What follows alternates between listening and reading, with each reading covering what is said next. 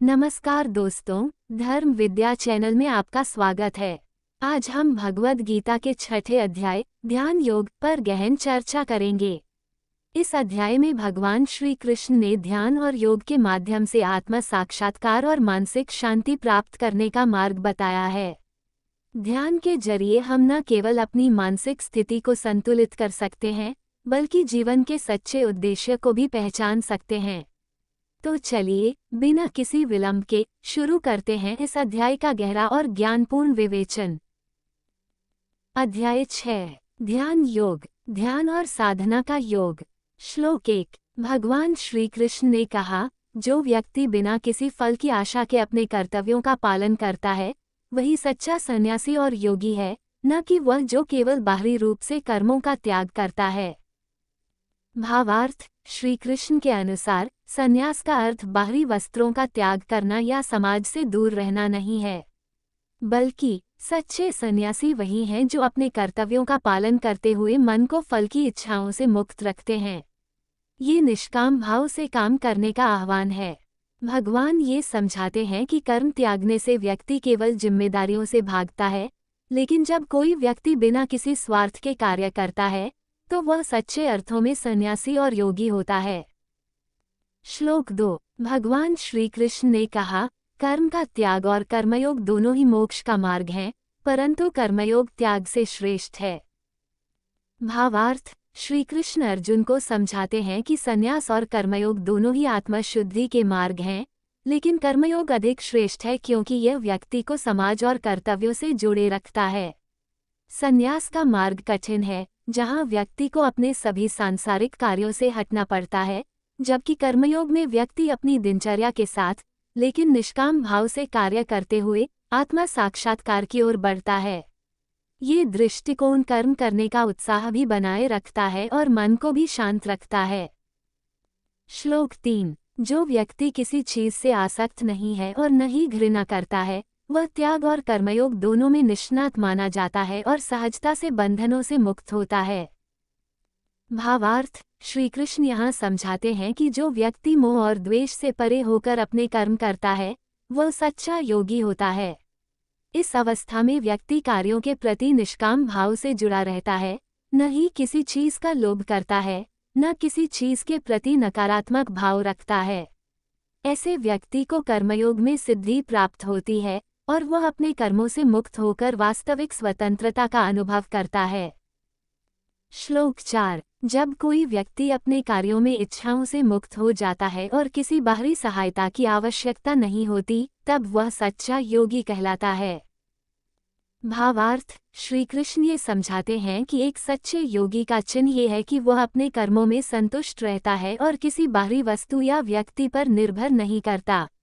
जब कोई व्यक्ति अपनी इच्छाओं को नियंत्रित कर लेता है और आत्मनिर्भरता का अनुभव करता है, तब वह योग की अवस्था को प्राप्त करता है। यह आत्मनिर्भरता उसे आत्मा के निकट ले जाती है और बाहरी चीजों से उसकी मानसिक स्वतंत्रता को बढ़ाती है। श्लोक 5। व्यक्ति को अपने ही आत्मा के द्वारा स्वयं को उठाना चाहिए, क्योंकि आत्मा ही मनुष्य का मित्र और शत्रु है। भावार्थ, यहाँ भगवान ये शिक्षा देते हैं कि किसी अन्य पर निर्भर रहने के बजाय व्यक्ति को स्वयं के उद्धार के लिए स्वयं के भीतर देखना चाहिए। आत्मा ही मनुष्य का सबसे बड़ा मित्र है। यदि मन नियंत्रित है और यदि मन अशांत है तो ये शत्रु के समान हो जाता है। आत्म संयम के माध्यम से व्यक्ति अपने आप को सभी प्रकार की आसक्तियों और दुखों से मुक्त कर सकता है। यह मन को प्रशिक्षित करने का एक आह्वान है ताकि व्यक्ति आत्म साक्षात्कार की ओर बढ़ सके। श्लोक 6। जिसने अपने मन को जीत लिया है, उसके लिए आत्मा मित्र बन जाती है, और जिसने मन को वश में नहीं किया, उसके लिए आत्मा शत्रु के समान होती है। भावार्थ, मन का संयम ही आत्मा की सच्ची मित्रता का मार्ग है। जब व्यक्ति अपने मन को जीत लेता है, तब आत्मा मित्र के समान होती है, जो सही मार्ग पर मार्गदर्शन करती है। लेकिन जब मन विचलित होता है, तो आत्मा ही व्यक्ति के लिए शत्रु बन जाती है। आत्मा और मन के बीच एक संतुलन बनाए रखने से व्यक्ति अपने जीवन के हर पक्ष में आनंद और संतोष का अनुभव कर सकता है। श्लोक 7। जो मन और आत्मा में संतुलन बनाए रखता है, वह हर स्थिति में संतुष्ट रहता है और उसे दुख सुख से कोई फर्क नहीं पड़ता। भावार्थ, श्री कृष्ण यहाँ सच्चे योगी की स्थिति का वर्णन करते हैं। एक सच्चा योगी वही है जो हर परिस्थिति में संतुलित रहता है। चाहे वह सुख की स्थिति हो या दुख की, वह आत्मज्ञान के साथ स्थिर रहता है। ऐसा व्यक्ति बाहरी संसार से प्रभावित नहीं होता और अपने भीतर से ही सुख और संतोष का अनुभव करता है। उसका मानसिक संतुलन उसे सभी प्रकार के परिस्थितियों में अचल बनाए रखता है। श्लोक 8। जिसे ज्ञान और आत्मज्ञान में संतोष है, वह योगी हर प्रकार की स्थिति में सम रहता है। ऐसे व्यक्ति को भौतिकता और सांसारिक बंधनों से कोई आसक्ति नहीं होती। भावार्थ, श्री कृष्ण बताते हैं कि जो योगी आत्मज्ञान में स्थित होता है और जिसके भीतर ज्ञान और संतोष का अद्वितीय स्रोत होता है, वह सभी भौतिक वस्तुओं से मुक्त हो जाता है। ऐसा व्यक्ति अपने भीतर पूर्णता का अनुभव करता है और उसकी आत्मा किसी भी प्रकार की भौतिक उपलब्धियों या सांसारिक बंधनों से प्रभावित नहीं होती। ज्ञान की यह अवस्था उसे स्थिरता और अनासक्ति का अनुभव देती है। श्लोक 9। जो व्यक्ति सभी के प्रति समान दृष्टि रखता है, चाहे वह मित्र हो, शत्रु हो या तटस्थ हो, वह सच्चा योगी होता है। भावार्थ, श्री कृष्ण यहाँ योगी की व्यापक दृष्टिकोण का वर्णन करते हैं। एक सच्चा योगी वही होता है जो सभी व्यक्तियों के प्रति समान दृष्टि रखता है। उसका मन न तो मित्र के प्रति विशेष आसक्ति रखता है, न शत्रु के प्रति द्वेष और न ही किसी के प्रति उदासीनता का भाव। ये समान दृष्टिकोण उसे मानसिक शांति और संतुलन प्रदान करता है, जो एक सच्चे योगी की पहचान है। श्लोक 10। एक योगी को एकांत में जाकर ध्यान करना चाहिए और अपने मन को नियंत्रित कर स्थिरता में स्थापित करना चाहिए। भावार्थ, श्री कृष्ण ध्यान की विधि और स्थिति का वर्णन करते हैं। एकांत स्थान पर जाकर योगी को अपने ध्यान का अभ्यास करना चाहिए, जहां वह बाहरी संसार के विक्षेपों से दूर रहकर अपने मन को स्थिर कर सके। यह एकांत उसे आत्मचिंतन और आत्मा साक्षात्कार में सहायक होता है। जब मन स्थिर हो जाता है, तब व्यक्ति आत्मा साक्षात्कार की गहराई में पहुंच सकता है। श्लोक 11 और 1-2। ध्यान के लिए एक शुद्ध स्थान पर बैठना चाहिए और आसन को स्थिर करना चाहिए, ताकि ध्यान में स्थिरता बनी रहे। भावार्थ, भगवान ध्यान के अभ्यास के लिए उचित व्यवस्था बताते हैं। वह कहते हैं कि योगी को शुद्ध और पवित्र स्थान पर आसन जमाना चाहिए, जहां वह बिना किसी व्याकुलता के ध्यान में लीन हो सके। आसन स्थिर होने से शरीर और मन स्थिर रहते हैं, जो ध्यान की गहराई में जाने के लिए अनिवार्य है। श्लोक 13 और 14। मन और आत्मा को शांत कर सिर और शरीर को सीधा रखते हुए ध्यान करना चाहिए, ताकि आत्मा तत्व का बोध हो सके। भावार्थ, श्री कृष्ण ये कहते हैं कि ध्यान की अवस्था में व्यक्ति को अपने शरीर को स्थिर रखना चाहिए और मन को शांत करना चाहिए। सही शारीरिक मुद्रा और शांत मन ध्यान में सफलता की कुंजी है। जब मन और आत्मा पूरी तरह से स्थिर हो जाते हैं, तब व्यक्ति को आत्म तत्व का बोध होने लगता है। ये स्थिति उसे आत्मा साक्षात्कार के निकट ले जाती है। श्लोक 15। इस प्रकार ध्यान करने वाला व्यक्ति समस्त दुखों से मुक्त हो जाता है और परम शांति प्राप्त करता है। भावार्थ, ध्यान की विधि का पालन करने से व्यक्ति अपने सभी दुखों से मुक्त हो सकता है और शांति का अनुभव करता है। ये ध्यान की स्थिति व्यक्ति को मानसिक और आध्यात्मिक शांति प्रदान करती है। जब व्यक्ति आत्मा साक्षात्कार की अवस्था में होता है, तब वह संसार के सभी दुखों से मुक्त हो जाता है। श्लोक 16। जो व्यक्ति न तो बहुत अधिक खाता है और न ही बहुत कम, न ही बहुत अधिक सोता है और न ही बहुत कम, वह योग में सफलता प्राप्त करता है। भावार्थ, भगवान श्री कृष्ण अर्जुन को समझाते हैं कि योग की साधना में सफलता के लिए संयम और संतुलन अत्यंत आवश्यक हैं। किसी भी चीज की अधिकता या कमी ध्यान की साधना को कठिन बना देती है। योग में सिद्धि पाने के लिए जीवन में अनुशासन, नियमितता और संतुलित आचरण की आवश्यकता होती है। संतुलन बनाकर ही व्यक्ति मानसिक और शारीरिक स्थिरता प्राप्त कर सकता है। श्लोक 17। योग में सिद्धि उसी व्यक्ति को प्राप्त होती है जो भोजन, विश्राम, कार्य और निद्रा में संतुलन बनाए रखता है। भावार्थ, भगवान कहते हैं कि साधक को अपनी दिनचर्या में संतुलन रखना चाहिए। भोजन, आराम, कार्य और निद्रा सभी में संयम और संतुलन की आवश्यकता होती है। इस प्रकार का संतुलित जीवन ही व्यक्ति को शांति और योग में सफलता प्राप्त करने के योग्य बनाता है। श्लोक 18। जब योगी मन और इंद्रियों पर पूरी तरह से नियंत्रण कर लेता है और आत्मा में स्थिर हो जाता है, तब वह ध्यान में पूर्णता प्राप्त करता है। भावार्थ, भगवान श्री कृष्ण समझाते हैं कि एक सच्चा योगी वही है जो अपनी इंद्रियों पर पूरी तरह से विजय प्राप्त कर आत्मा में लीन हो जाता है। ये ध्यान की वह अवस्था है जहाँ व्यक्ति अपने बाहरी और आंतरिक संसार से परे आत्मिक शांति में पहुँच जाता है। श्लोक 19। योगी का मन एक ऐसे दीपक की तरह होता है जो हवा रहित स्थान में बिना हिले डुले स्थिर रहता है। भावार्थ, यहाँ श्री कृष्ण ध्यानावस्था का सुंदर वर्णन करते हैं।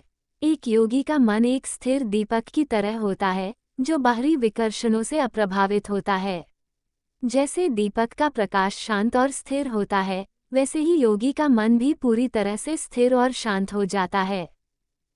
श्लोक 20। जब मन आत्मा में पूरी तरह से तल्लीन हो जाता है, तब योगी को परमानंद की अनुभूति होती है, जो सभी दुखों से परे है।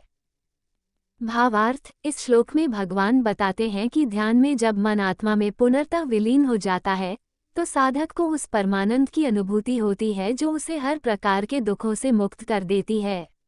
ये स्थिति ही सच्चे योग की अवस्था है। श्लोक 21। इस परमानंद की अवस्था में योगी को इतना सुख मिलता है जो इंद्रियों से परे है और जो केवल आत्मा के अनुभव से ही जाना जा सकता है। भावार्थ, भगवान कहते हैं कि ध्यान की गहरी अवस्था में मिलने वाला सुख इंद्रियों से परे होता है। यह आनंद आत्मा का अनुभव है जो बाहरी संसार के किसी भी सुख से कहीं अधिक है। यह अनुभव केवल आत्मिक अनुभूति के माध्यम से ही संभव है।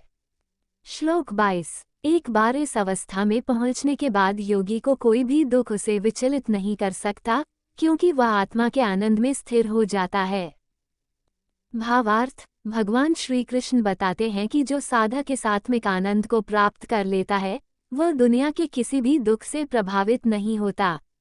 वह स्थायी रूप से आत्मा में स्थिर होकर शांति का अनुभव करता है और किसी भी परिस्थिति में विचलित नहीं होता।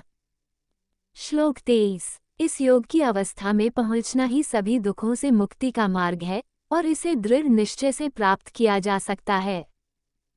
भावार्थ, श्री कृष्ण कहते हैं कि आत्मा में लीन होने की यह अवस्था ही सभी दुखों से मुक्ति का वास्तविक मार्ग है। इस स्थिति को प्राप्त करने के लिए साधक को दृढ़ निश्चय, संकल्प और आत्मविश्वास की आवश्यकता होती है। श्लोक 24। योगी को सभी इच्छाओं और संकल्पों को त्याग कर अपनी इंद्रियों को पूरी तरह से संयम में रखना चाहिए। भावार्थ, यहाँ भगवान समझाते हैं कि योग की साधना में सफल होने के लिए व्यक्ति को अपनी सारी इच्छाओं और कामनाओं को त्यागना होगा। इस त्याग और संयम के बिना आत्मा साक्षात्कार की अवस्था को प्राप्त करना संभव नहीं है। श्लोक 25। मन को धीरे धीरे आत्मा में एकाग्र करें और इसे आत्मा में स्थित करने का प्रयास करें और किसी अन्य विचार से प्रभावित न होने दें। भावार्थ, श्री कृष्ण यहाँ योग का अभ्यास करने का तरीका बताते हैं। साधक को चाहिए कि वह धीरे धीरे अपने मन को आत्मा में एकाग्र करे और इसे वहां स्थिर बनाए। इस स्थिति में पहुंचने पर वह बाहरी विचारों से प्रभावित नहीं होता। श्लोक 26। यदि मन इधर उधर भटकने लगे तो उसे पुनः आत्मा में ही स्थिर कर ले और अन्य सभी चीजों से उसे हटाकर आत्मा में स्थिर कर दें। भावार्थ, भगवान श्री कृष्ण बताते हैं कि यदि साधक का मन इधर उधर भटकने लगे तो उसे पुनः आत्मा में एकाग्र करना चाहिए।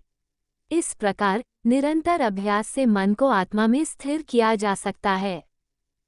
श्लोक 27। ध्यान में सफलता प्राप्त करने वाला योगी परमानंद का अनुभव करता है, जो परम पवित्र और सभी पापों से परे है। भावार्थ, श्री कृष्ण यहाँ बताते हैं कि ध्यान की पूर्णता प्राप्त करने पर साधक उस आनंद का अनुभव करता है जो सभी प्रकार की अशुद्धियों और पापों से परे होता है। यह आत्मा की शुद्ध अवस्था है जहाँ केवल शांति और आनंद ही शेष रहता है। श्लोक 28। इस प्रकार योग में मन को नियंत्रित करके पापों से रहित हो जाने के बाद योगी परम शांति का अनुभव करता है।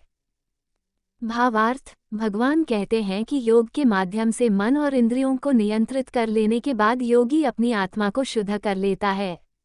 ये शुद्धता उसे परम शांति का अनुभव कराती है, जो उसे संसार के सभी दुखों से मुक्त करती है। श्लोक 29। सच्चा योगी वही है जो सभी प्राणियों में समानता देखता है और समझता है कि सबकी आत्मा एक ही है।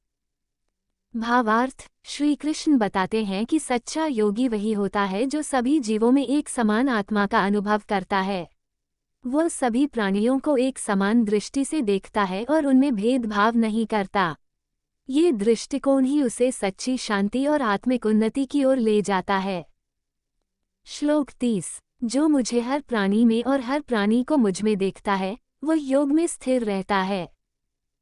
भावार्थ, श्री कृष्ण कहते हैं कि जो साधक हर प्राणी में ईश्वर का अनुभव करता है और स्वयं को भी ईश्वर में ही स्थित पाता है, वही सच्चे अर्थों में योग में स्थिर होता है।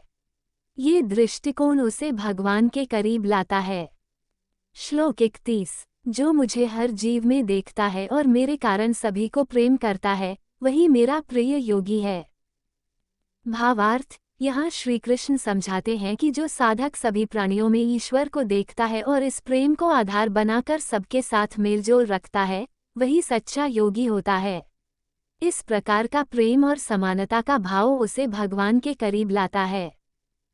श्लोक 32। जो साधक अपने सुख दुख को सभी के सुख दुख के समान देखता है, वह योग में पूरी तरह से परिपक्व माना जाता है।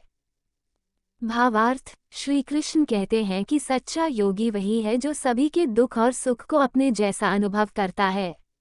इस दृष्टिकोण के साथ वह न केवल सच्चा योगी बनता है, बल्कि समाज के प्रति भी उसकी संवेदनशीलता बढ़ जाती है। श्लोक 33 और 3-4। अर्जुन पूछते हैं, हे कृष्ण, मन की चंचलता के कारण इसे नियंत्रित करना अत्यंत कठिन है। मुझे लगता है कि इसे नियंत्रित करना वायु को रोकने जितना कठिन है। भावार्थ, अर्जुन यहाँ श्री कृष्ण से मन की अस्थिरता को लेकर अपनी शंका व्यक्त करते हैं। वह बताते हैं कि मन को स्थिर करना बहुत कठिन है, ठीक वैसे ही जैसे तेज बहती हवा को रोकना मुश्किल होता है। मन की इस चंचलता के कारण ध्यान की स्थिरता में कठिनाई होती है। श्लोक 35। भगवान श्री कृष्ण ने कहा, निसंदेह मन अस्थिर है, लेकिन अभ्यास और वैराग्य से इसे नियंत्रित किया जा सकता है। भावार्थ, श्री कृष्ण अर्जुन को मन की चंचलता पर नियंत्रण पाने का उपाय बताते हैं।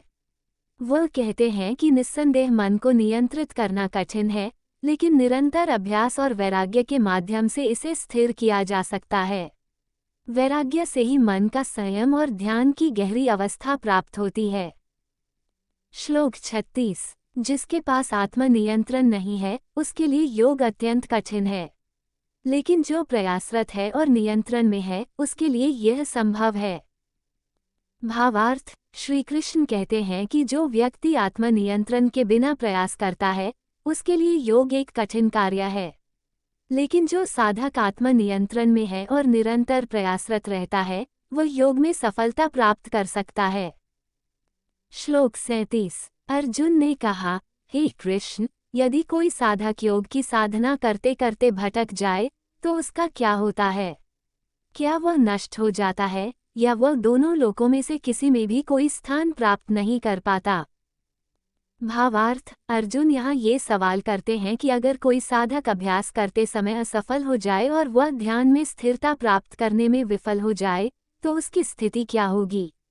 क्या वह पूरी तरह से नष्ट हो जाएगा, या उसे पुनः जन्म में कोई विशेष स्थान मिलेगा? अर्जुन के मन में ये प्रश्न उठता है कि एक साधक जो ईश्वर के प्रति समर्पित था, लेकिन असफल हो गया, उसका क्या होता है? श्लोक 38। हे पवित्रात्मा, यदि कोई साधक जीवन के मार्ग में भटक जाए और उसे कोई स्थायी फल न मिले, तो क्या उसका अंत निष्फल हो जाता है, या वह किसी न किसी रूप में पुनः जन्म लेकर पुनः अपनी साधना कर सकता है?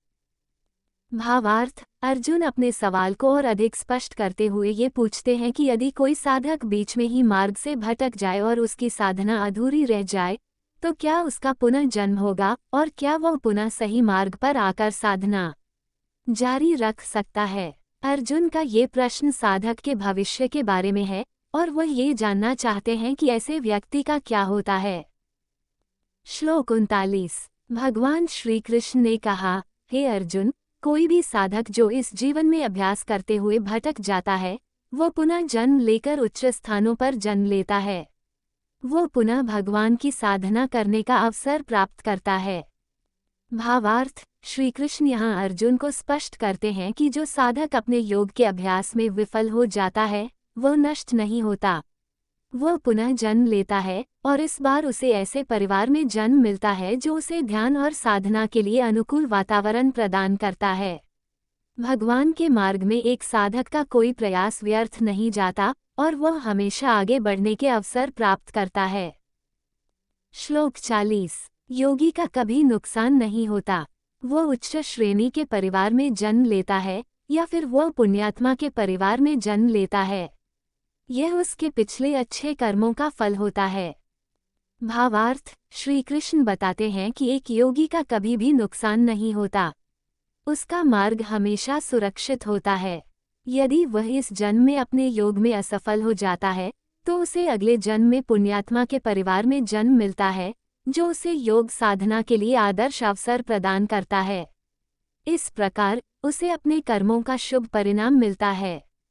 श्लोक 41। उच्च श्रेणी के परिवार में जन्म लेने के बाद वह योगी फिर से अपनी साधना में अग्रसर होता है और उसे जल्दी ही परमात्मा की प्राप्ति होती है।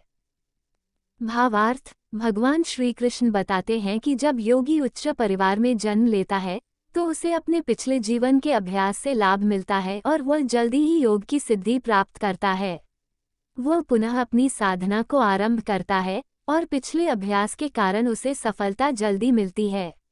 इस प्रकार उसकी यात्रा निरंतर चलती रहती है और वह अंततः भगवान के साथ मिलन कर लेता है। श्लोक 42। जो साधक अपनी सभी इच्छाओं को छोड़कर भगवान के प्रति निष्ठा से जुड़ा रहता है, वह जल्द ही परमात्मा की प्राप्ति करता है। भावार्थ, श्री कृष्ण कहते हैं कि जो साधक अपने मन की सभी इच्छाओं और मोहों को त्याग कर केवल भगवान के प्रति समर्पित रहता है, वह जल्दी ही भगवान की प्राप्ति करता है। ऐसा व्यक्ति अपने जीवन के सभी कार्यों में भगवान को अपने हृदय में स्थान देता है और उसका ध्यान और साधना पूरी तरह से भगवान में समाहित हो जाती है। श्लोक 43। ये योग शुद्ध विवेक और आत्मज्ञान से प्राप्त होता है। ये ज्ञान उसे अपने पिछले जन्मों के साधना से प्राप्त होता है। भावार्थ, भगवान श्री कृष्ण बताते हैं कि योग की सही समझ और आत्मज्ञान प्राप्त करने के लिए व्यक्ति को शुद्ध विवेक की आवश्यकता होती है। ये ज्ञान उस व्यक्ति के पिछले जन्मों के योग के अभ्यास से प्राप्त होता है। इस ज्ञान के माध्यम से वह साधक अपने मार्ग को और भी स्पष्ट रूप से समझता है और ध्यान की अवस्था को प्राप्त करता है। श्लोक 44। साधक को ज्ञान की प्राप्ति के साथ साथ अपनी साधना में दृढ़ निश्चय और निरंतरता बनाए रखनी चाहिए। भावार्थ, श्री कृष्ण कहते हैं कि एक साधक को आत्मज्ञान प्राप्त करने के साथ साथ अपनी साधना में दृढ़ निश्चय और निरंतरता बनाए रखनी चाहिए। ये साधना उसे सफलता की ओर मार्गदर्शन करती है और समय के साथ उसकी समझ और अभ्यास में गहराई आती है। निरंतर साधना के बिना ज्ञान स्थायी नहीं हो सकता। श्लोक 45। जो साधक अपने मन और इंद्रियों को नियंत्रित करते हुए ज्ञान की प्राप्ति में लगे रहते हैं, वे अंततः भगवान में स्थिर हो जाते हैं। भावार्थ, श्री कृष्ण बताते हैं कि एक साधक को अपने मन और इंद्रियों पर नियंत्रण रखना चाहिए। वह जो व्यक्ति आत्मज्ञान की प्राप्ति में संलग्न रहता है, अपने इंद्रियों और मन को शुद्ध करता है, वह अंततः परमात्मा में समाहित हो जाता है। यह एक उच्च अवस्था है जहाँ व्यक्ति ईश्वर के साथ एकाकार हो जाता है। श्लोक 46। योगी का स्थान उन सभी यज्ञों से श्रेष्ठ है जो पृथ्वी पर किए जाते हैं, और उस योगी का स्थान उन सब ज्ञानी व्यक्तियों से श्रेष्ठ है जो संसार के समस्त कार्यों से जुड़े होते हैं। भावार्थ, भगवान श्री कृष्ण बताते हैं कि योगी का स्थान सभी यज्ञों और कर्मों से श्रेष्ठ है, क्योंकि योगी का लक्ष्य केवल भगवान के साथ एकता और शांति की प्राप्ति है। योग साधक अन्य कर्मों से मुक्त होकर सीधे परमात्मा से जुड़ता है, जो उसे अत्यंत उच्च स्थान प्रदान करता है। श्लोक 47। योगी अपने भीतर भगवान का अनुभव करता है और आत्मा में स्थिर हो जाता है। यही उसकी अंतिम अवस्था है। भावार्थ: श्री कृष्ण यहाँ बताते हैं कि जब साधक योग की साधना में पूर्ण रूप से सफल हो जाता है, तो वह अपने भीतर भगवान का अनुभव करता है। वह अपनी आत्मा में स्थिर हो जाता है और सभी भौतिक बंधनों से मुक्त होकर परमात्मा के साथ एक हो जाता है। यही उसका परम उद्देश्य है और यही उसकी अंतिम अवस्था है। अगर आपको यह वीडियो और गीता के इस महत्वपूर्ण अध्याय की समझ अच्छी लगी हो, तो कृपया इसे लाइक करें और चैनल को सब्सक्राइब जरूर करें, ताकि आप भविष्य में भी इसी तरह के ज्ञानवर्धक वीडियो देख सकें। हम हमेशा आपको धर्म, योग और जीवन के गहरे सिद्धांतों को सरल तरीके से समझाने की कोशिश करते हैं। इस वीडियो को अपने दोस्तों और परिवार के साथ शेयर करें, ताकि यह ज्ञान और अधिक लोगों तक पहुंचे। धन्यवाद और जय श्री कृष्ण।